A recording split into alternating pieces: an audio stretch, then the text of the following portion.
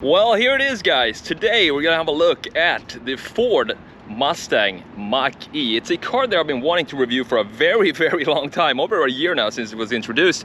And today we're gonna do just that. This is a car that's stirred up a lot of emotions and opinions, mostly because of the name, the Mustang name. I'm gonna go through that a little later in this video and also talk about my opinion on the name. Is it the right thing to do or not? I want to say thanks to Todd Bracey here at Greco Ford of Delray Beach for letting me review this car for you guys today. And if you're in the market for a Ford and you're in the local area here, go and see Todd and the team, and he will help you out finding you the perfect vehicle. So what we're gonna do in this video, we're gonna talk about some of the spec and tech of the new Mach E, the charging, the range, the performance, the different trim levels.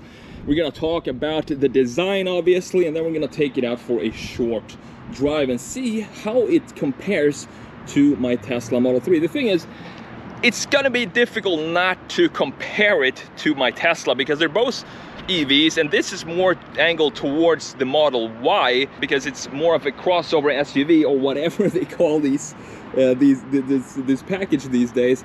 But if you look at the side profile here, it looks a lot more like a Tesla Model Y, but still, we can still make comparison to the driving experience and how it feels out on the road, stop and go, acceleration and so on, and compare it to my Model 3 Standard Range Plus. I hope you're excited about this one because I definitely am. So, starting with the trim levels, this right here is the premium trim, and how you can see that is you look at this part of the grille or the front end. It's not a grille anymore, obviously, but this has a almost gloss piano black finish to it, and this means that this is the premium version. The lower versions has slots inside of this grille, and then you have the top of the line GT version that has almost like a fake air intake grille, almost like a similar pattern to this part right here. And you can see down here as well that we have openings here, so when it needs additional cooling, these slots down here open up to cool the battery and stuff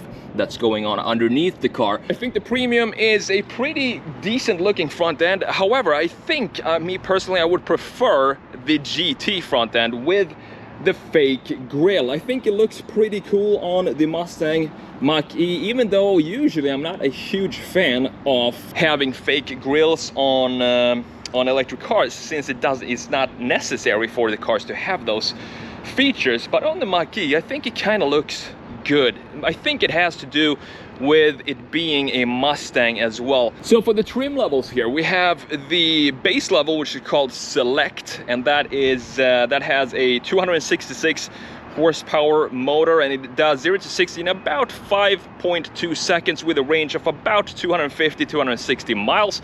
That starts at around $42,000. And then you have, of course, the top of the line GT, which starts at around $60,000, 480 horsepower.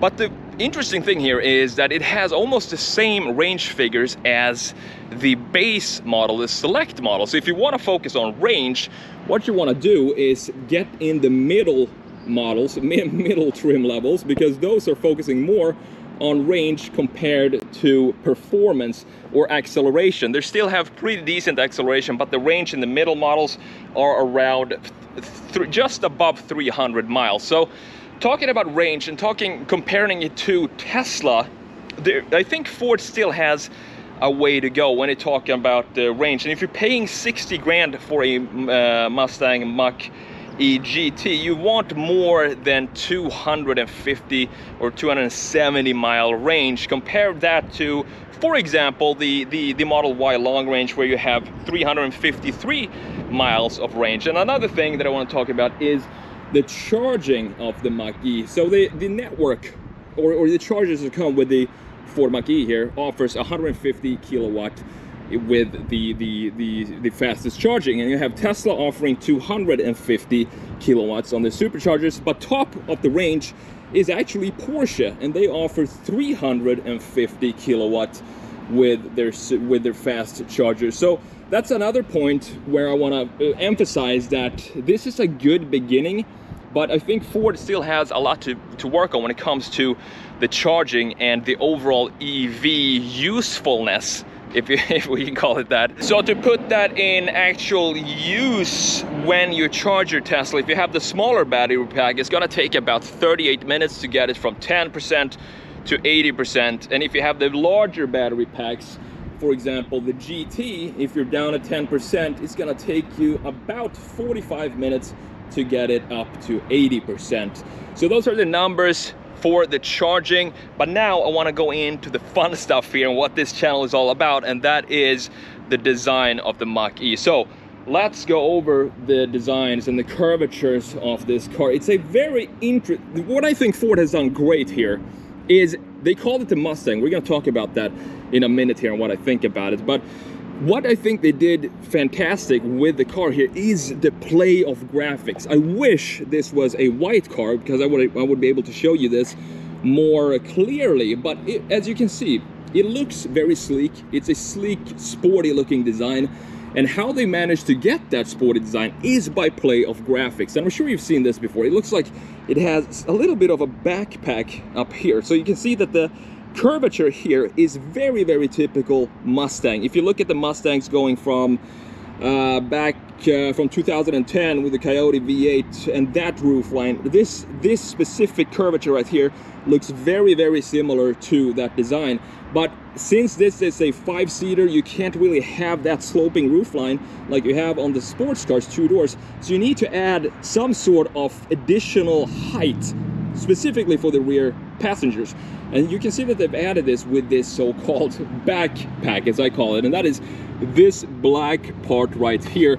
And you can actually see how much higher the roofline actually is, but it hides it very well.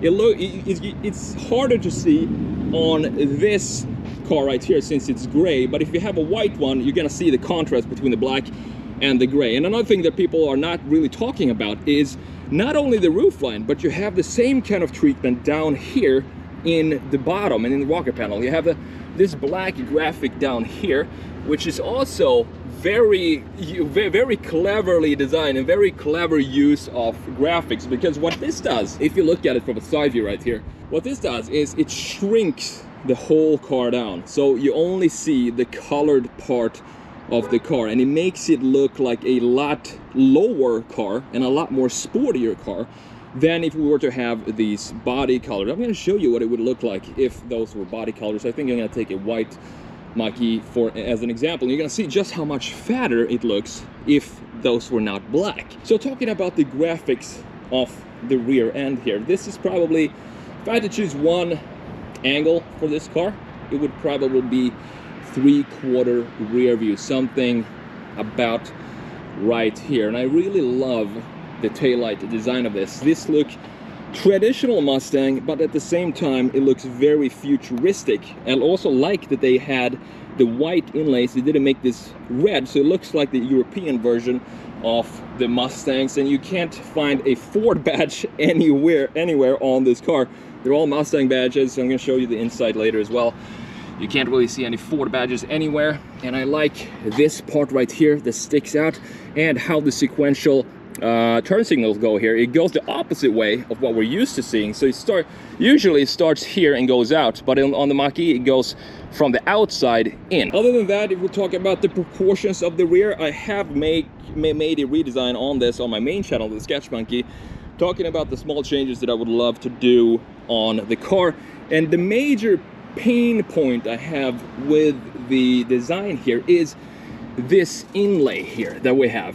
I think this looks like it's not supported enough graphically or with the proportions. And I think this is, if you look at it from a side view, this part right here is the part that sticks out the furthest back. It sticks out further than the rear bumper here. What I would like to do and see is to have this more clean and covered up, and maybe have some sort of bumper sticking out here instead of having it be down here.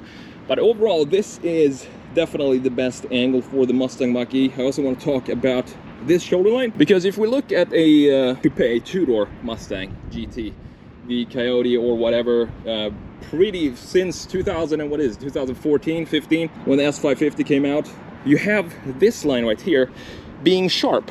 And on the Mach E, I want to have a couple of more sharp lines. We do have one down here, which is great. This looks fantastic, this line right here. If you look at it, we get some light shined on it like that.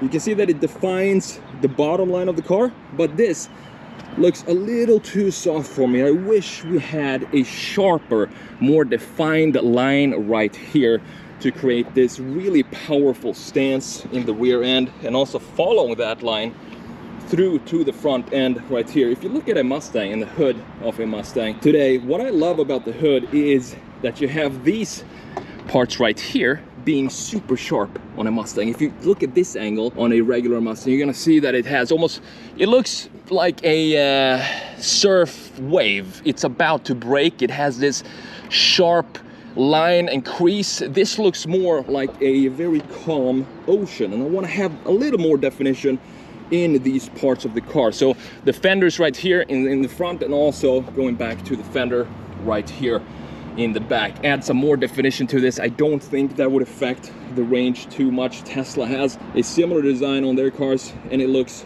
better. I think it suits the car better, having some sharper lines there to emphasize the sportiness of the car. All right, so coming around here to the front end, we've talked a little bit about the front end. I think it's a cool looking front end, and you also have these 3 lights here that we've seen on Mustangs ever since the 60s. In the 60s, these 3 lines were air slots right here next to the grille, and over time they've moved them out into the graphic part of the headlight and integrated them and made that the kind of signature lighting for a Mustang. You have it on the S550, where of course you have the 3 lights being tightly together in the inside part right here, but here they're spread out more, but you still have that signature Mustang look. And same thing here. I think the lower part of the car, the front end, looks, I think it needs a little bit more sharpness. And as I said, you can go and check out the redesign that I've made of this car on the Sketch Monkey channel, and I'll link that down below in the description. Overall, I think it's a cool looking design. It looks nice, it looks clean. And I think Ford did a overall great job with the design. Another thing that I just have to mention that I see right now from this angle is an interesting blend of curvatures. And that goes on right in this area right here. So you can see that we have a shoulder line stretching right here, and then it just disappears. Then it goes back up, and then it continues into some undefined line here going into the front fender. This is also something that I think could have been done a little differently. You can see it here when I move the camera like this up and down, that the reflections is kind of, it doesn't know what it wants to do. It doesn't know where the lines really want to go here. And that's one of the other things that I think could have been just defined a little bit more. But with that said, let's jump in and have a look at the interior of the Mach E and see what that looks like. All right, so let's start about first how to get in the Mach E. So you have, this is the only door handle you have outside on the entire car. You can see that it's super clean, not a single door handle. If you want to open up the rear, you just push this button and it opens up this much, and the door handle is actually on the inside here. So Ford apparently made some research user tests to see how people actually open up the door, and they didn't prefer to use any handle in this area right here. So instead they put the door handle right here, because this is usually how people open up the back seat. And in the front seat, pretty similar. You have this button right here, it opens up by itself, and then you can just enter, simple like that. And on the inside, it looks pretty clean in here. It's a typical EV layout in my opinion. So what you have right here is different from Tesla. For example, you have this mini screen right here in combination with the massive screen here in the middle, and you have your gear selector right here, and you also have a tiny little thing right here that blinks, and that is for future autonomous driving. This is going to read whether or not you're looking at the road or looking ahead, and if you're looking ahead, you're free to take your hands off the steering wheel as long as you pay attention to what's going on in front. So that's also different from Tesla. You don't have to actually hold the steering wheel like this. You just have to keep keep looking forward, and this thing is gonna read what you're doing, where your face is at, and that's how it determines whether or not it's going to engage or disengage the autopilot.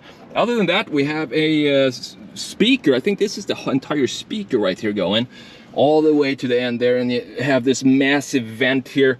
Kind of reminds me a little bit of the layout of Tesla, with just horizontal lines like this. And this is typical Mustang too. This dip here in the middle, if you go back to the 60s, throughout the decades, this dip has always been here. I'm really glad to see that they integrated that into the Mustang Mach E. It gives it more of an identity, and it just feels more Mustang that way. But as I said, you can't find any Ford badges anywhere here inside. It's all Mustang Mach E or the Mustang badge. Here you have some compartments for storage, and you have your wireless charging right about here. Other than that, it's a pretty basic interior. It looks good. I don't like too complicated things. This is what the door of the inside of the door looks like. Very simple and clean. To me, it's a massive door. It's just super tall. It goes down all the way down to the very bottom of the car to cover everything up here. And quickly have a look at the rear the rear seat here. Just want to show you the space and the interior and what it looks like. There's not really a lot going on back here, and I'm not gonna do any size fitment, because that's not really what we do here on the channel. We talk more about design, and that's what I want to show you. So let me show you this from the other side here as well. Pretty basic. And we have the wheels. These are the 225 19-inch Michelin wheels, and they are of course angled towards getting more range instead of being wide and meaty. But you do get different wheels if you decide to go with the GT version, and those wheels are meatier and beefier than this. And I think that has, I guess, an impact on the range, even though it doesn't impact my Model 3 at all. This is of course the premium model, so this is the in-between. This is the one with a longer range, about 300 miles right here. So with that said, let's take it out and take it for a short drive and see how it drives compared to the Tesla Model 3. All right guys, so we are inside the Mustang Mach E right here. We're gonna take it for a short drive. I'm gonna let you know what I think about the driving experience. So first of all, we have the gear selector down here, and we have the power start button right here. So let's hit that and see what's happening. You get some nice chimes, and this display is just massive right here. And what I love about this is that they actually put a physical dial for the volume right here, and I really love that. And it looks like the dial is actually sitting on top of the display, so part of the display is actually inside of this dial right here. As you can see, when you turn it up and down, you still get the function of a normal dial. And here we have the gear selector, putting it in reverse. We got the backup camera looking like this, a pretty traditional backup camera. And of course, let's not forget the seat belts right here. We're all set to go. So here we go. All right, so let's put it in drive. This is exciting. I'm interested, really interested to see how this drives. So far, feels super smooth. Not too much going on that is feels any different or weird. I just want to, since this is the premium version, I'd like to try to give it some gas or acceleration when we get out on the streets. Just need to find our way down here. I'm on top of a garage building off Greco Ford here. So first of all, I need to find my way down here and take it real easy, because these corners here are super tight and you can't really tell if anyone's coming or not. What I like about the Mustang Mach E here is this little tiny display that we have right in front of us. They're giving us just the essential information that you need and nothing more than that. It's just basically the range there to the left, which is 317 miles here on the premium with a 96% charge, and you also have the speed that you're doing, and that's it. You don't need anything more than that. Anything else you control right here in the center display. And I'm not sure if I want the Model 3 to have something like this as well, because it kind of makes sense. In the Model 3, you get used to it after a while, but you still have to glance over to the display to just check your speed. So having maybe even a head-up display would be sufficient for the Model 3. It just has a more premium feel to it when you have a display right there in the middle as well. So here we go. We're gonna take this out now for a spin and see how this goes. So we're just gonna take it around the block here and hopefully get some acceleration in here so we can feel what the premium trim level feels like. So here we go.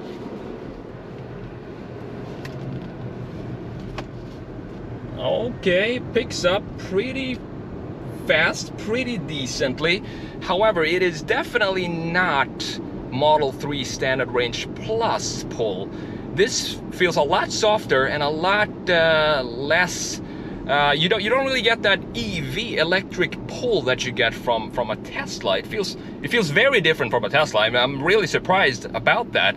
This feels more like a one-gear internal combustion engine. It doesn't really have that EV torque pull. Weird. Maybe I might not have it in the correct settings. That is a sporty setting or something like that. But I'm going 30. Let's just go down to 30 here, and let's see if we can pull it up to, let's say, 50 and see how that goes. So I'm just gonna down to 30 and let's floor it. So I mean, it's not slow.